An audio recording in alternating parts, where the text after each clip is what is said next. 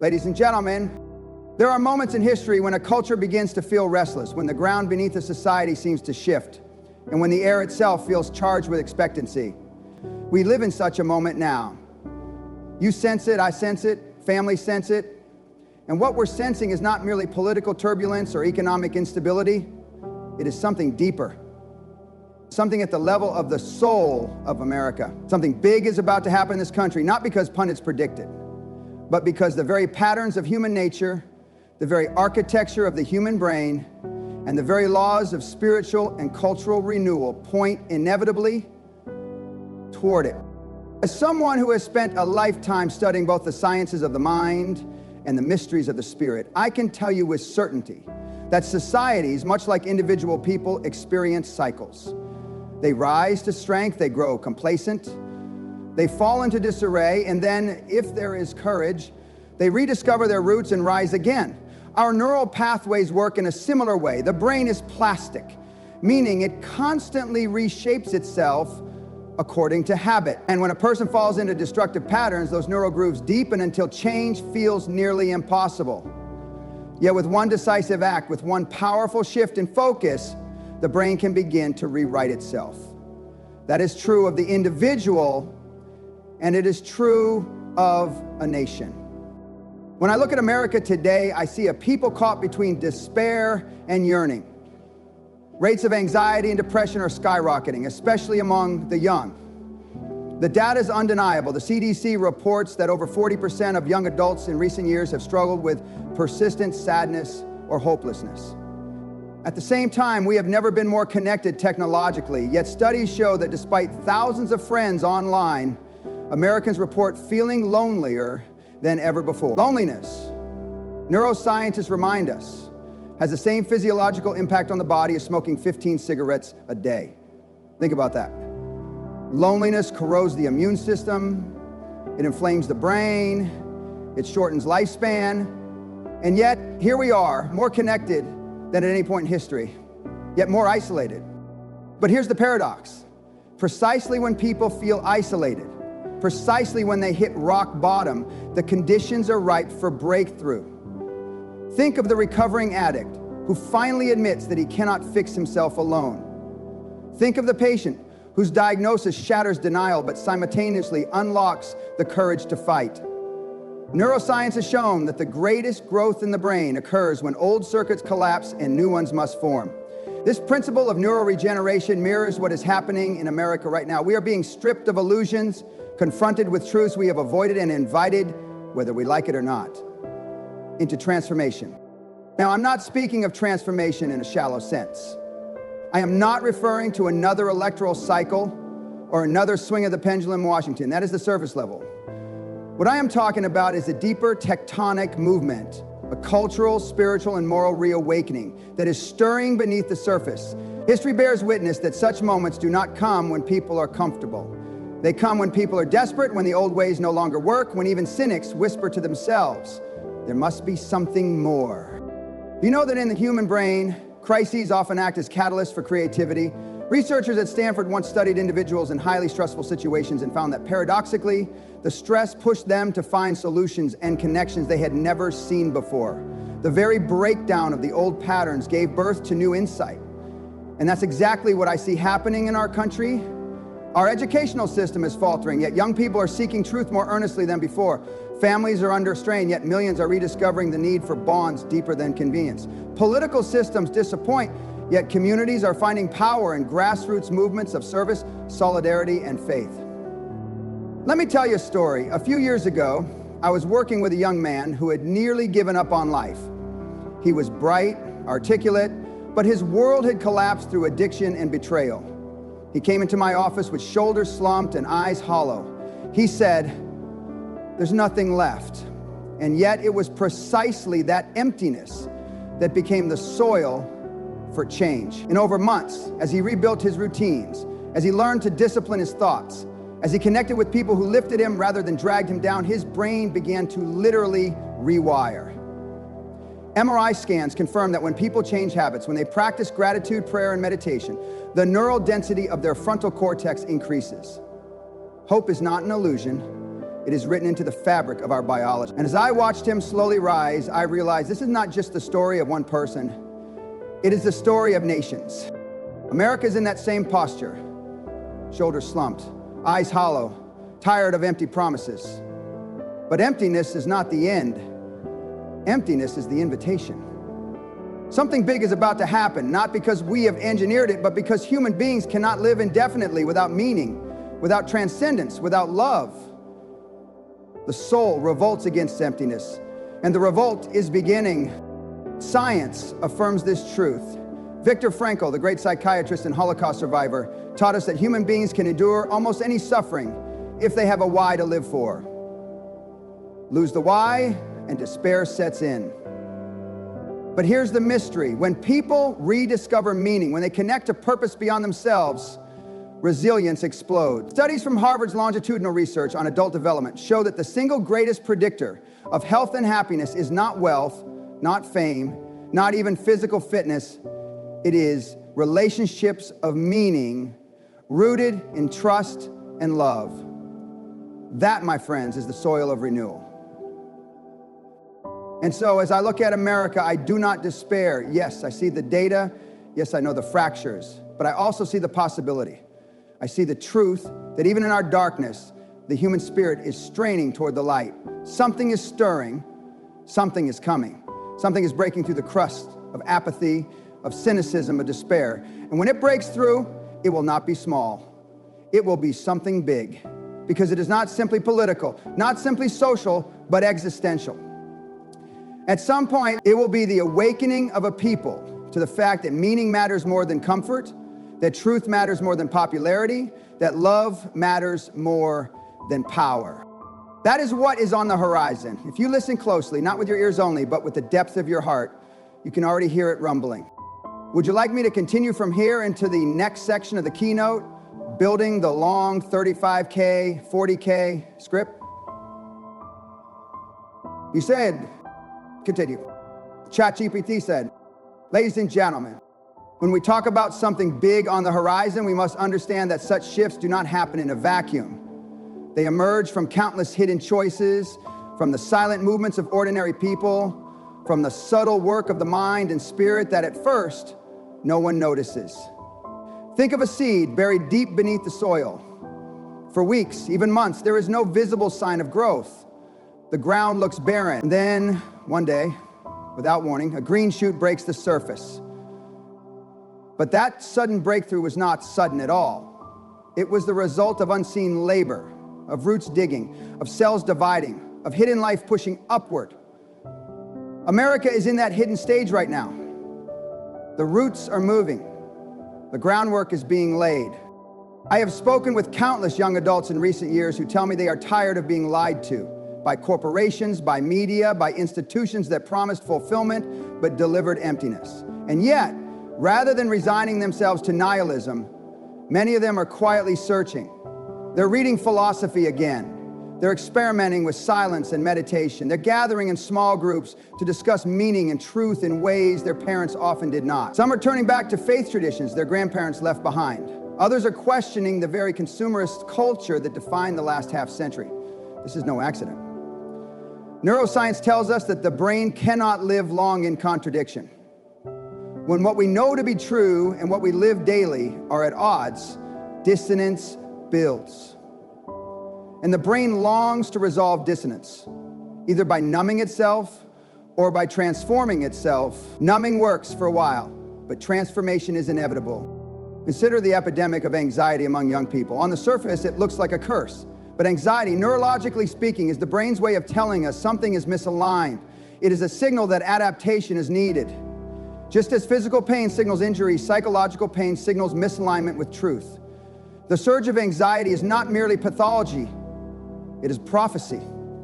It is the body's way of crying out. We cannot live like this forever. And when a whole generation cries out in this way, it becomes the birth pangs of renewal. History confirms its pattern. The Great Awakenings in America were preceded by periods of moral confusion and despair. The Civil Rights Movement erupted after decades of oppression and silence. In each case, the despair did not crush the human spirit, it forced it to rise. And so it will be again. What we see as fractures today are actually fault lines preparing for an earthquake of renewal. And when it comes, it will not only shake politics, it will reshape how we think, how we live, how we love.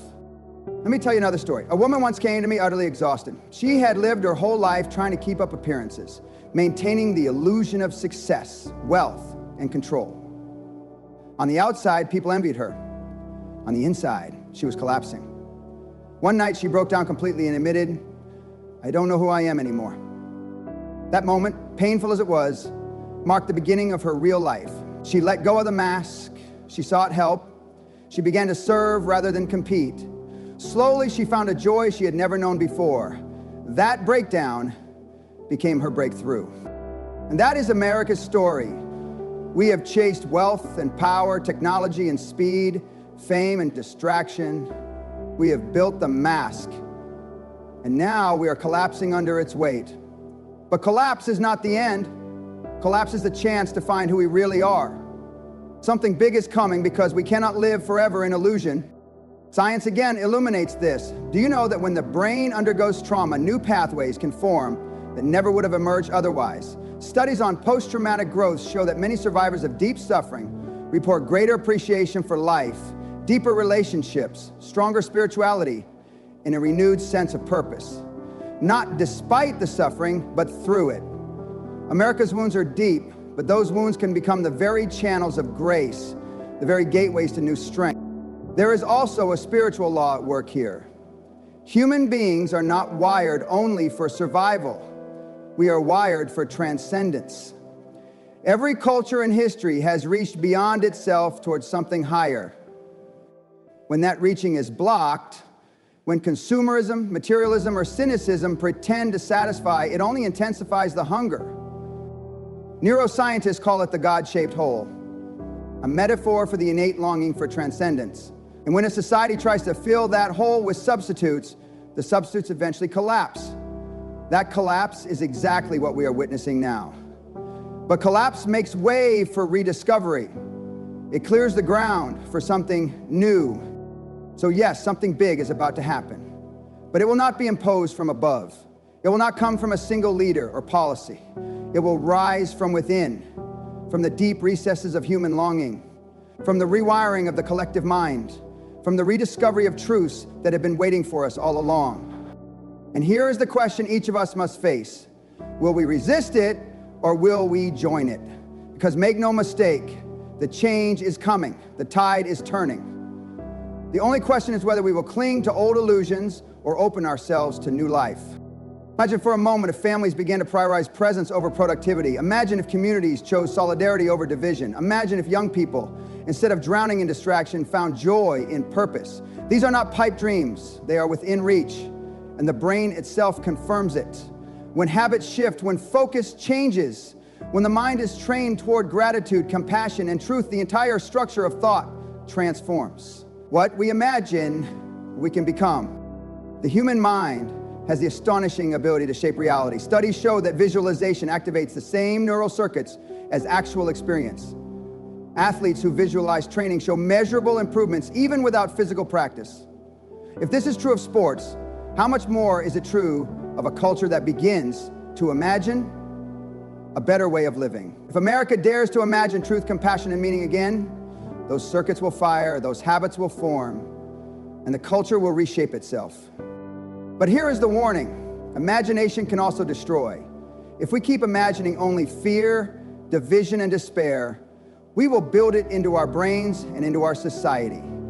This is why what happens next matters so deeply.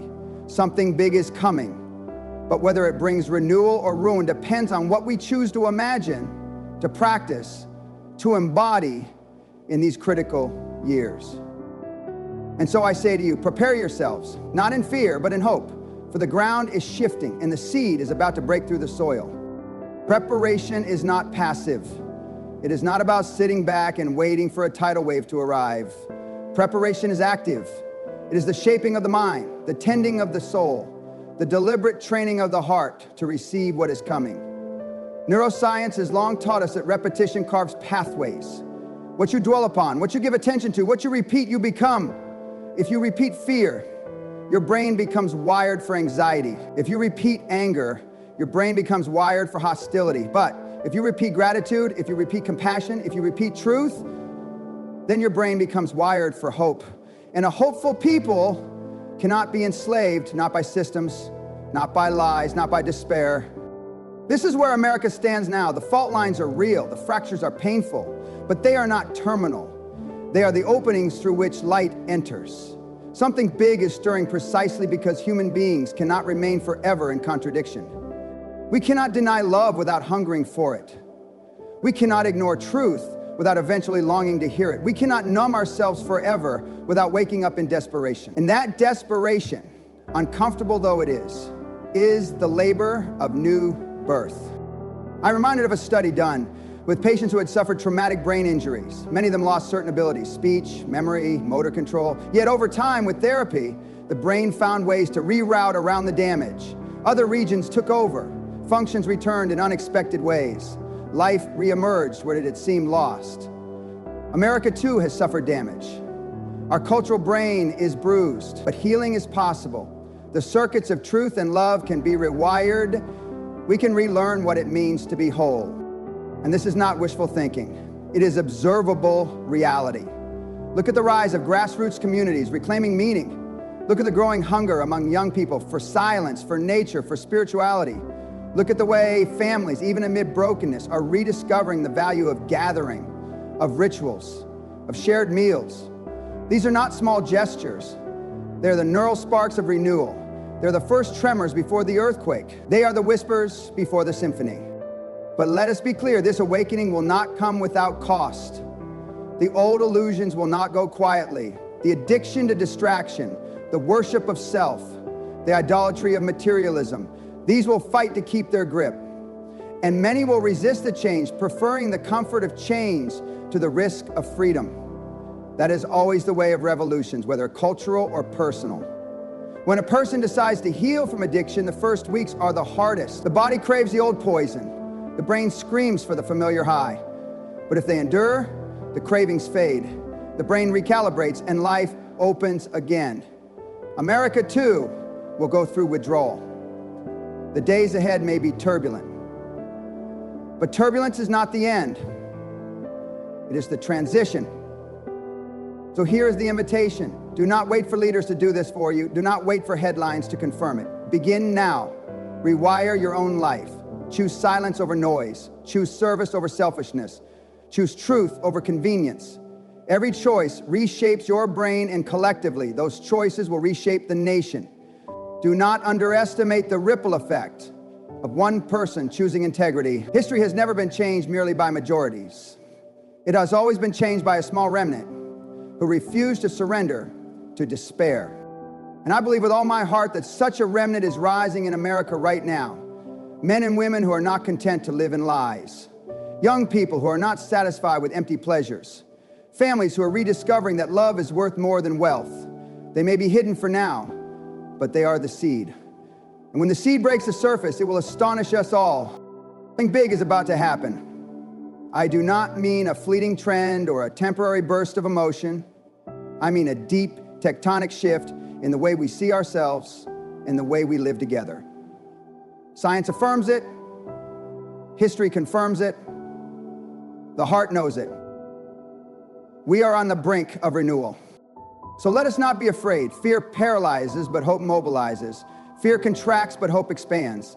Fear clings, but hope releases. And what is coming requires courage, openness, and above all, love. For in the end, it will not be technology that saves us. It will not be politics that redeems us. It will not be wealth that secures us. It will be love. Love that rewires the brain. Love that restores the family. Love that rebuilds the nation. Ladies and gentlemen, the air is heavy with expectancy because something is stirring beneath the surface of America's soul. And when it emerges, when the green shoot breaks through the soil, when the light floods in through the fractures, we will see what we had forgotten, that the human spirit is stronger than despair, that truth cannot be buried forever, that love always has the final word. And so I leave you with this. Prepare yourselves not with fear, but with courage. Open your minds, open your hearts, open your hands. because something big is about to happen in America, and if we are ready, if we are awake, if we are willing to embrace it, we will not only witness renewal, we will live it.